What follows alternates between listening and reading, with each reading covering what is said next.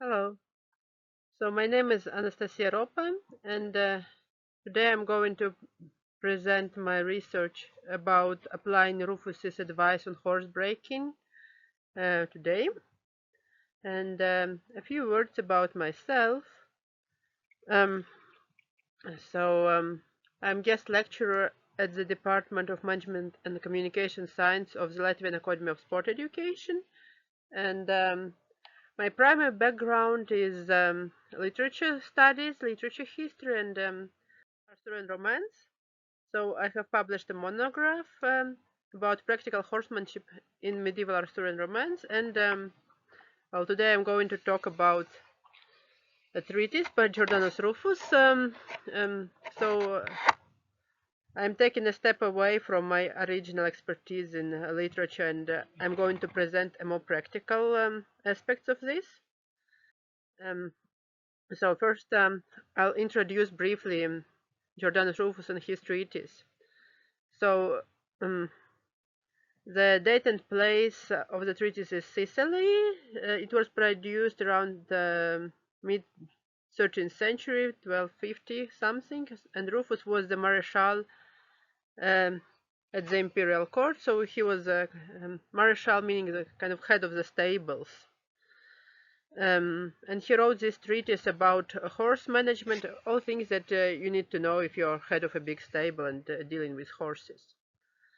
Um, what about possible sources? It has been claimed that Rufus was building on ancient authors in writing his treatise, and also that these ancient authors, he could have learned them through translations um, from Arabic, like the works of ancient authors were translated into Arabic and then into Latin or vernacular. Rufus could have learned from this, but there is no evidence for it, direct evidence.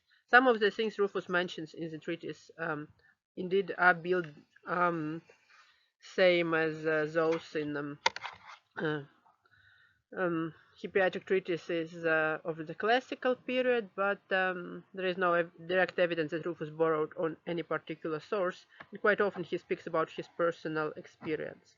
There is also no evidence that he used any Arabic treatises, that he knew of any of them. His treatise must have been quite popular both in his own time and later, because there are many manuscript copies and many translations.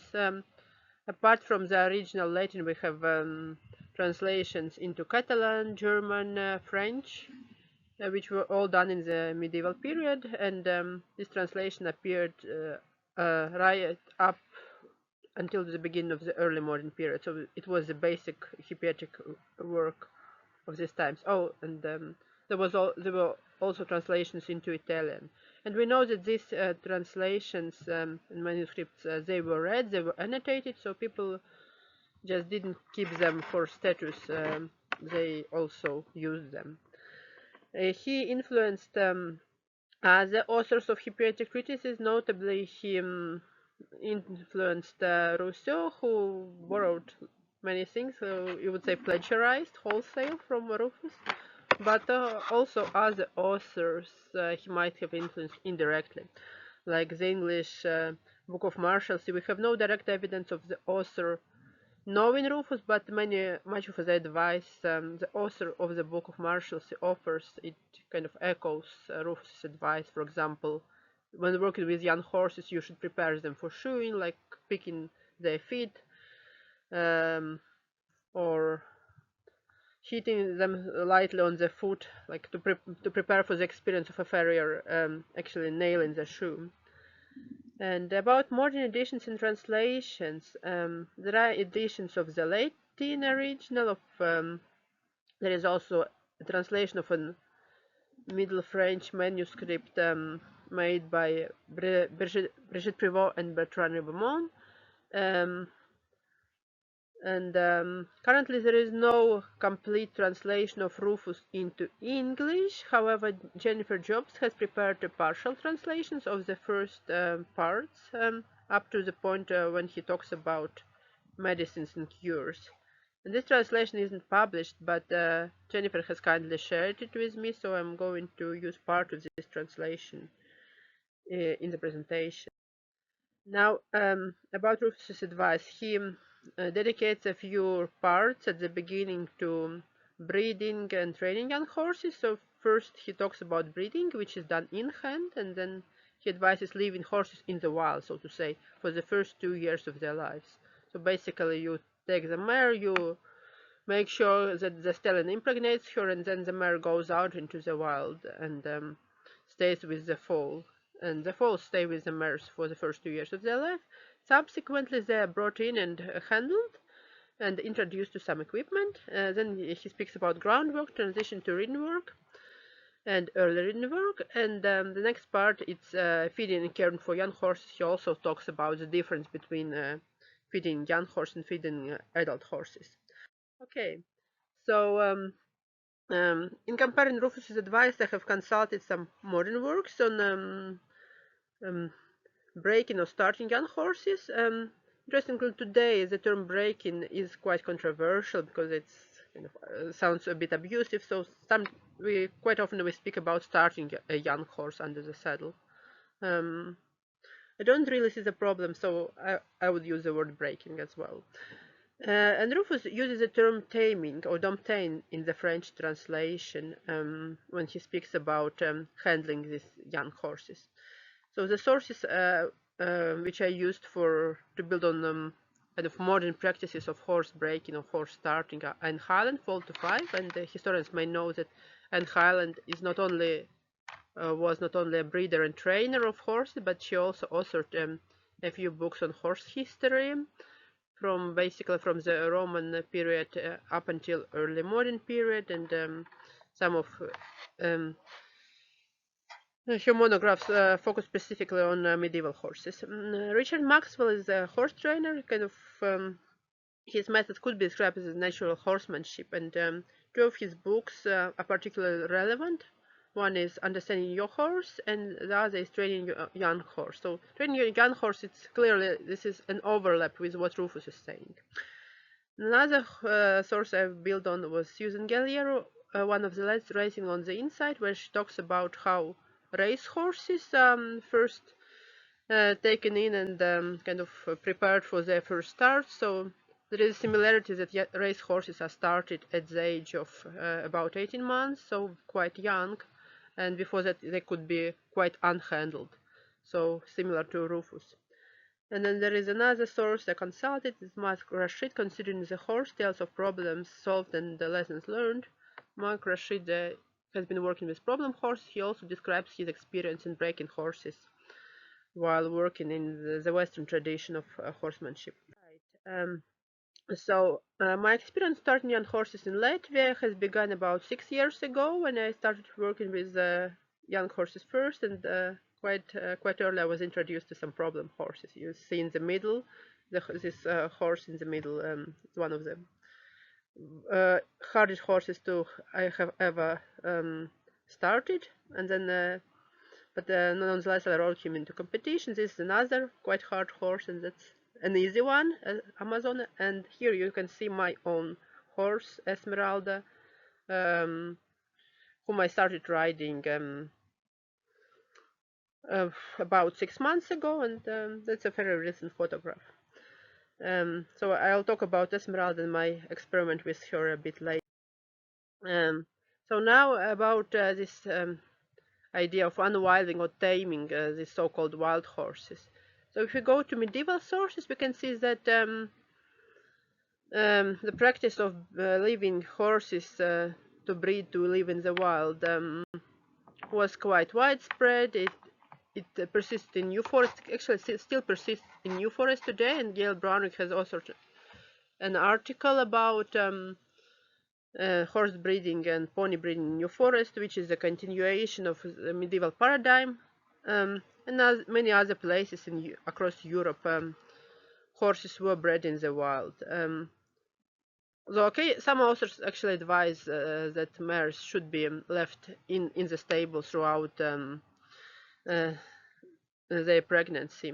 Well, Rufus is kind of in between because he recommends that the stallion should impregnate the mare under human control, but then left in the wild.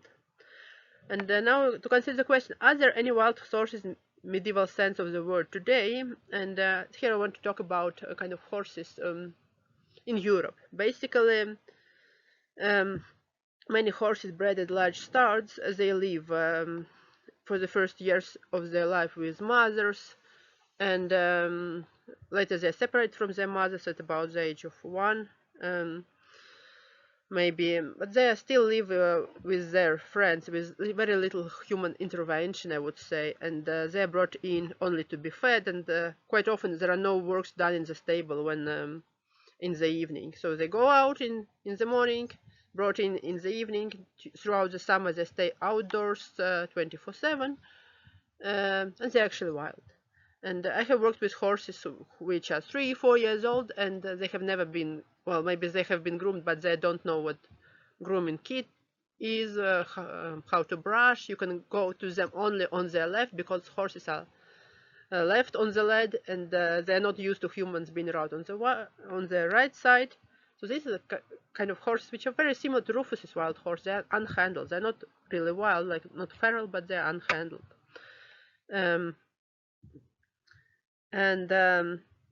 I would note that there are quite a few points between Rufus's advice on the use of habituating horses to touch in the traditional modern practices, as well as these so-called innovative techniques of natural horsemanship.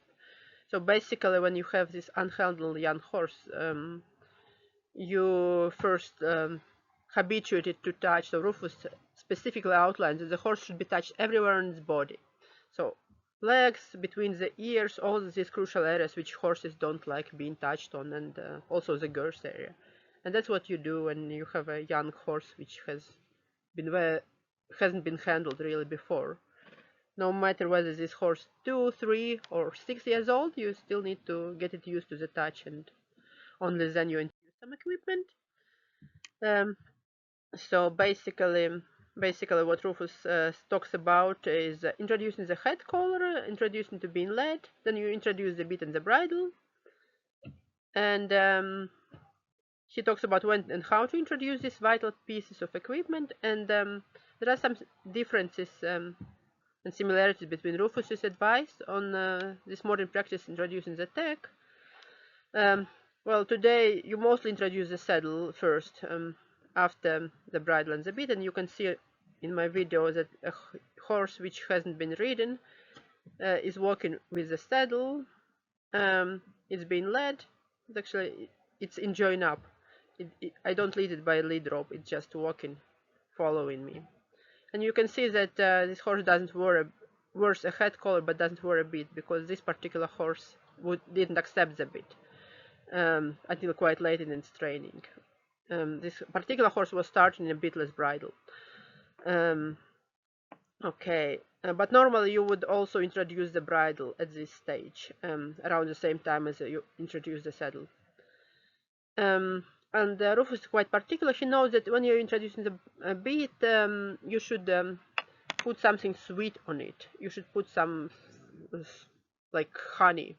And today, when you're introducing the bit, you also give the horse some sugar to kind of make it this better. And Rufus, he gives quite a lot of attention to groundwork. But one practice he doesn't talk of is lunging. So today you lunge a horse, you make it go in a circle like you see in this video. It goes in a circle in walk and then trot, sometimes even canter. And Rufus doesn't talk about this practice. Either he doesn't know it, or maybe he doesn't mention it really.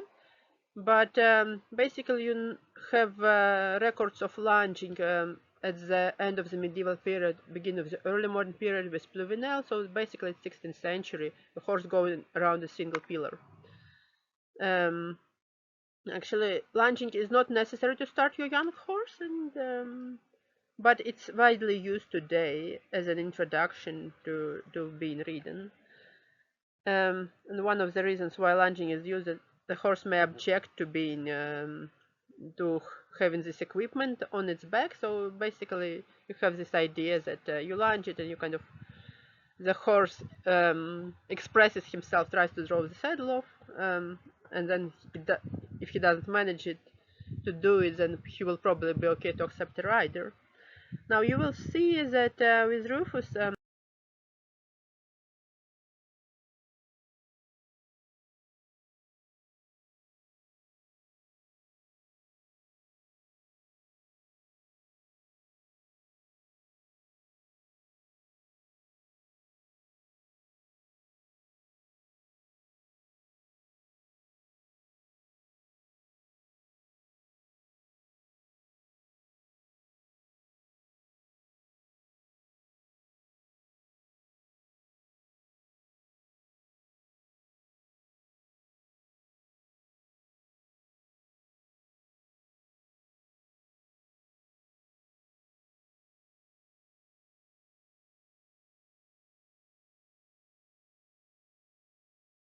go to the next slide. With Rufus, he talks about mounting your young horse in a very particular way, which is not widely used today, um, and it is without saddle. So today as I said, you mostly introduce saddle, or you introduce a girth, a vaulting girth or a lunging girth, or you introduce a saddle pad with stirrups, and then you mount the horse. Okay, Rufus doesn't say you need to introduce anything in the back, you just mount a horse. As you see in this picture, this is Esmeralda, she's age 2, basically the same age as Rufus's young horses would be, and okay, I used the saddle and the lunging girth a couple of times on its back, but here I'm mounting her for the first time without saddle, so this was an experiment. I didn't really know what she was going to do.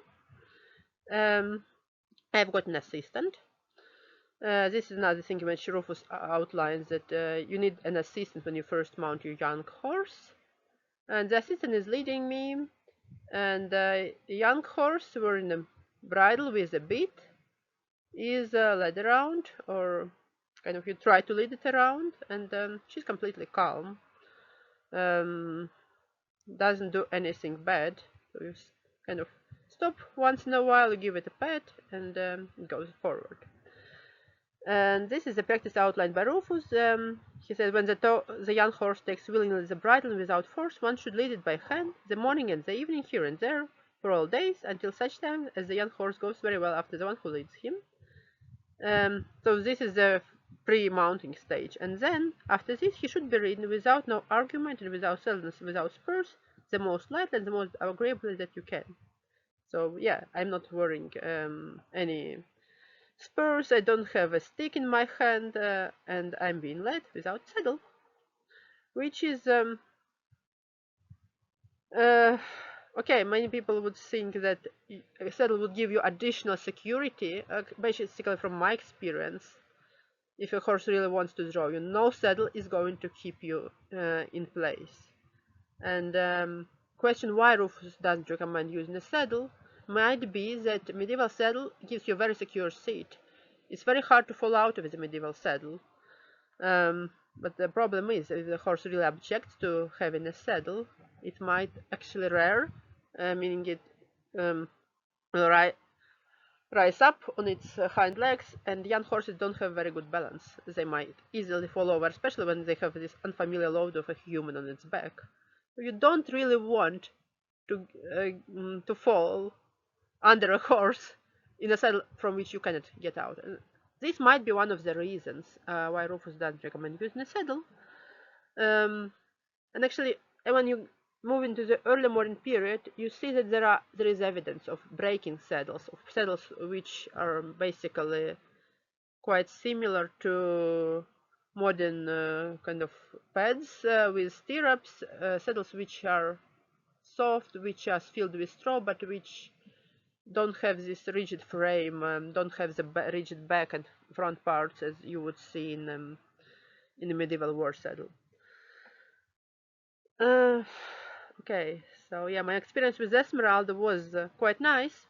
And actually, she wasn't the first horse I started bareback. There were a couple of other young horses, 3-year-old geldings. I started bareback before I rode Rufus Street, for the simple reason they had very peculiar backs, and we couldn't find a fitting saddle. And I started working with them, and basically I realized at some point that they're ready to be mounted, and I just mounted them. So they didn't object to it either. Now, why is okay? So this was about mounting my young horse.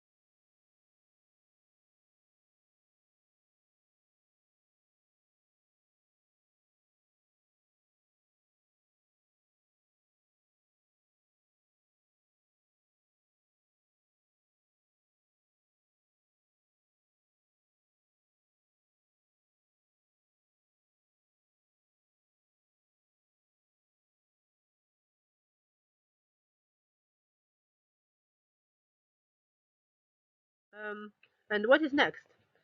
So Rufus also gives a lot of advice on further work to prepare your young horse. It needs to be habituated to disturbing noises, disturbing sounds. You go near smitheries, you go into towns.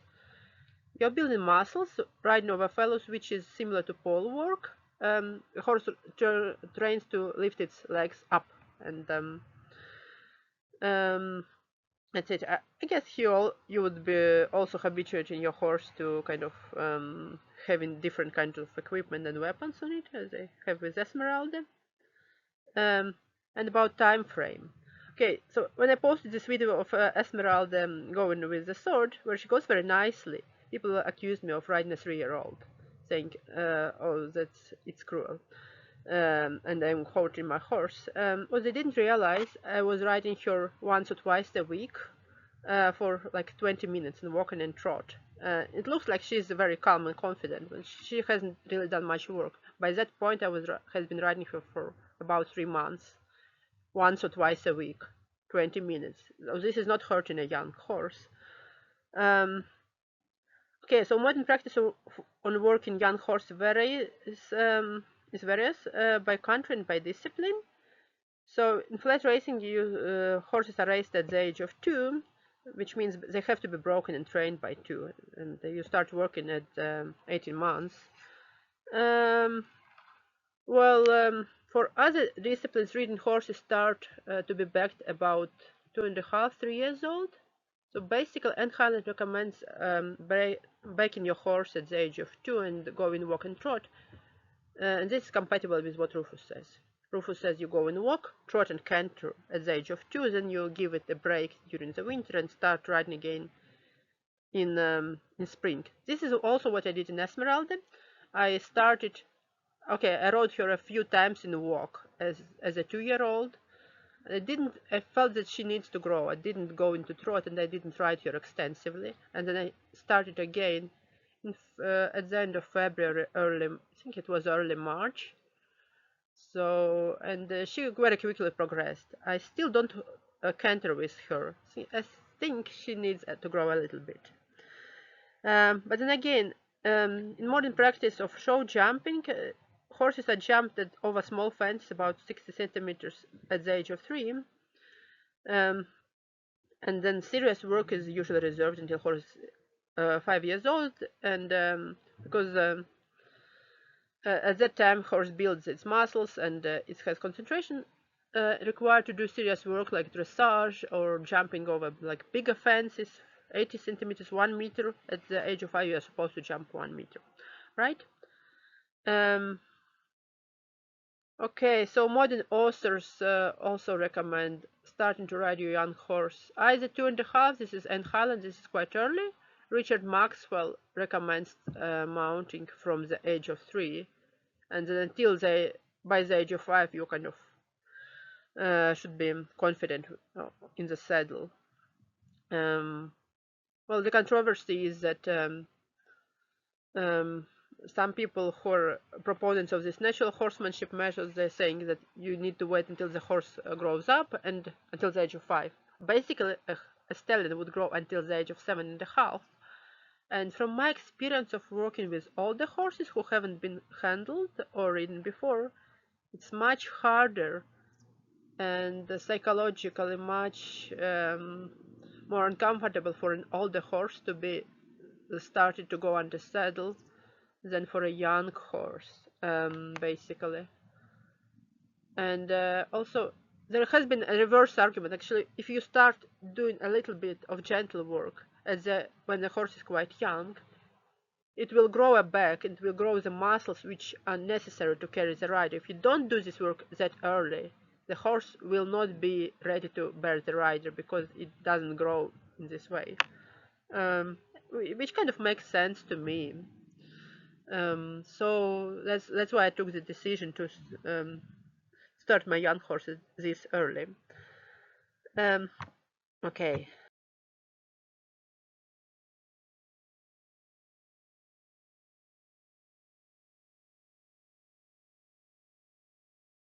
Um, so going to conclusions. Yeah, there are similarities between Rufus' advice and modern traditional natural practices, which basically all emphasize that you need to handle a horse thoroughly, you need to touch it everywhere, you need to introduce it to some equipment before you ride it, which kind of basically makes sense. And now some of the Rufus methods which are um, contrary to traditional practice, to which are commonly practiced, I know, in Latvia and I guess in many other parts of European world, is that you're starting a horse at 2. Um, Basically, sports horse from big starts I started at 3.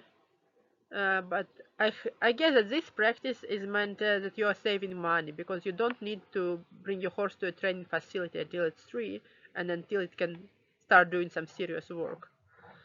So yeah, you can start a horse very gently at the age of 2, introduce it to some equipment and to having a rider on its back, basically, if the horse is comfortable. So starting bareback, yes, this is again contrary to practices that I know. Horses are basically starting a saddle, sometimes in a starting pad, which would have stirrups, which would provide some security to the rider. You can start bareback. And actually, Richard Maxwell, in his book Understanding Your Horse, says that it makes more sense because a horse would more readily accept a handler to whom it's used, to who has handled it and touched it everywhere, than to have a saddle, which is a completely foreign object. And then doing work in hand, like working in hand, but without lunging. So basically, you would most yards would advise you lunge your horse and then you back it. You lunge your young horse when it's been ridden, when it hasn't been exercised for a few days, or if it's like energetic, you lunge it so it kind of runs away freely, and that's it. Basically, Rufus doesn't mention lunging. And um, in the video I showed when I mounted Esmeralda, hasn't lunged her previously. I have walked her in hand and then I have mounted her. And this is a practice I still follow. Sometimes I lunge her some days of the week, but not much. And before mounting her, even if she had a week's break, even if I haven't been doing anything with her for a week, I would still mount her without lunging, just walking her in hand.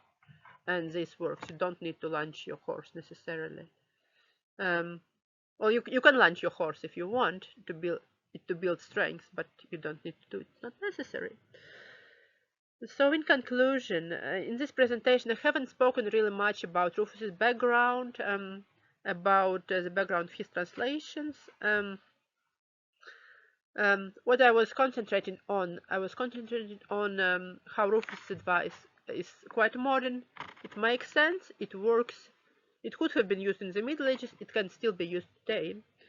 So if you want to talk about his background, the reasons for writing his book, if you are interested in this detail, I would be very happy to discuss it. So I'm not discussing in much detail the equipment Rufus uses, the beats he is talking about. This is a very interesting question, but it would take me much longer if I had been discussing this. So yes, I would be very happy to discuss his background, my reasons for discussing, for using French translation of Rufus rather than the Italian or the Latin one. This is kind of goes away from my original topic, which was to showcase the modernity or the eternal nature of Rufus's advice. If you want to discuss this, I'm very happy to address these questions during the question time. Thank you for your attention.